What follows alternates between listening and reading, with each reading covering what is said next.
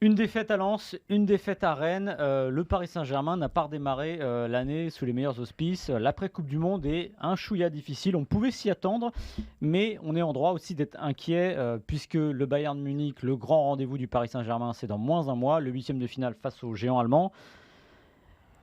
Est-ce que ce que tu as vu, Martin, depuis la reprise, et surtout à Rennes, on parlera évidemment du match amical, oui, amical, je ne sais même pas ce que c'est, de gala d'hier versus Ronaldo en Arabie Saoudite, après, mais est-ce que ce que tu vois depuis la reprise est de nature à t'inquiéter pour le Paris Saint-Germain en vue de ce huitième de finale?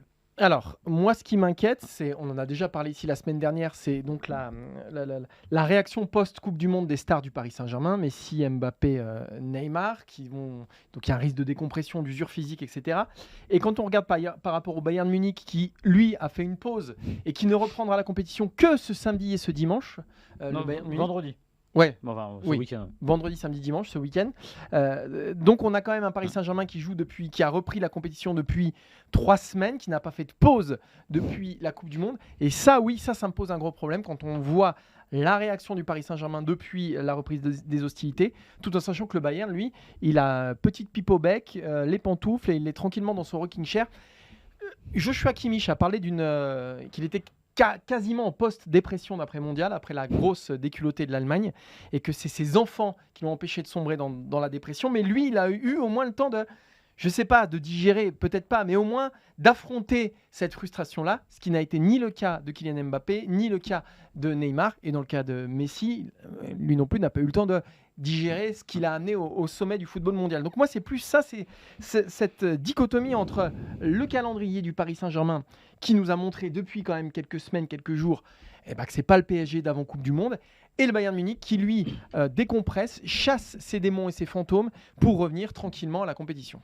On avait l'impression que ce PSG avait changé, on s'en est même félicité cet été, justement, la venue de Christophe Galtier était un message très fort, Campos aussi, le recrutement aussi qui ressemblait enfin à quelque chose de moins bling-bling, mais plus, on va dire, raisonné sur la construction d'une équipe. La première partie de saison aussi avait laissé penser que ça irait très bien et on savait que la Coupe du Monde marquerait une rupture. Alors, il était impossible de savoir de quel ordre, c'est-à-dire est-ce que ce serait Messi, est-ce que ce serait Neymar, est-ce que ce serait Mbappé, est-ce que ce serait un manque de rythme. Là, on est en plein dedans et en fait, on est peut-être en train de se dire que finalement, ce PSG n'a peut-être pas tant changé que ça. Et moi, ce qui m'inquiète, encore une fois, je vais pas. Alors, le match d'hier, on en parlera. Je ne surinterprète pas ces matchs-là. C'est vraiment des matchs à la con, on va dire. Ouais, on peut le dire. De toute façon, c'est du match pour faire du fric, voilà, tout simplement. Ça ne rime à rien. Je trouve même aberrant que le Paris Saint-Germain, enfin aberrant pas pour ses finances, mais sportivement, qu'il aille en Arabie Saoudite pendant 3 jours jouer ce type de match. D'ailleurs, j'ai entendu un supporter qui disait sur une radio que c'est bien parce qu'ils allaient avoir chaud, ça allait changer. Ouais, la dernière fois qu'ils avaient eu chaud, qu'ils étaient revenus, ils avaient pris 600 en Coupe des Coupes, en finale de la Super Coupe d'Europe face à la Juve. Alors, évidemment, il y avait moins de temps, mais j'ai l'impression qu'on n'apprend pas, en fait, quel que soit le temps qui passe. En fait, ce qu'il va falloir faire dans les jours à venir, et sans doute Galtier a déjà commencé, c'est de faire attention que ça ne s'installe pas, en fait.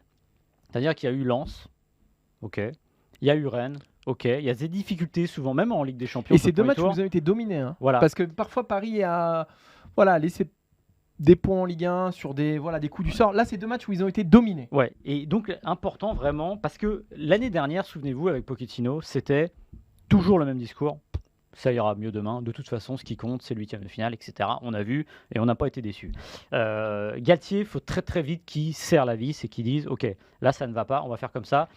Et moi, je pense qu'il doit aussi frapper fort, même avec les stars. C'est-à-dire que s'il y en a une qui n'est pas au niveau, il faut à un moment oser. Voilà. Oser dire mettre Neymar sur le banc. Par exemple, tu es moins bon, tu vas sur le banc. C'est pas une solution à long terme, mais marquer le coup parce que tant qu'on est toujours dans la cajolerie et dans le dire on les supporte, on fait attention avec eux, ça n'ira pas. Donc à un moment, il faut qu'ils soient traités pareil. L'autre problème aussi du Paris Saint-Germain, c'est un Vitinha, par exemple, au milieu de terrain, qui est beaucoup moins bon qu'en début de saison. Ramos, qui aujourd'hui ne met plus un pied devant l'autre. Donc voilà, il y a vraiment une conjonction de choses qui sont liées. Et peut-être que Ramos, c'est qu'il y a eu ce mois d'arrêt qu'il a du mal à digérer. Peut-être que le PSG va monter en puissance. Mais en tout cas, vraiment, il faut stopper cette spirale et faire attention au discours que Galtier ne tient pas, du ça va mieux aller. Non, il faut très vite trancher dans le vif.